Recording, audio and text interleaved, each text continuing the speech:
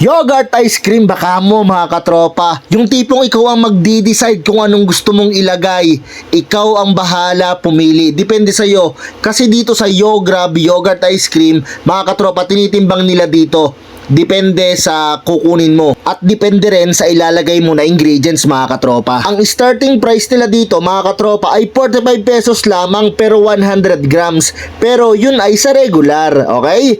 Then kapag premium sauce naman ang nilagay mo, like Biscoff, Nutella, KitKat, and pistachio, ay 65 pesos na per 100 grams. Pero grabe mga katropa, talagang sulit na sulit. Kahit anumang panahon ay pwede kang kumain ito. Kahit malamig ang panahon o kahit mainit ang panahon. Kapag natikman mo ito ay siguradong babalik-balikan mo. Marami silang branches mga katropa, pero itong branch na pinuntahan ko ay dito lamang sa may Walter Mart Tanawan. Ground floor ito, halos katapat lang ng Mang Inasal mga katropa. At ito ay bungad rin. Pagpasok mo ng entrance ay automatic makikita mo na agad yung pangalan nila na Yograb. Wag na magpahuli, tikman mo na rin. 253 pesos ang binayaran ko mga katropa. So yun mga katropa, dito sa Yograb ay kayo mismo ang magdi-design kung anong ilalagay nyo dito.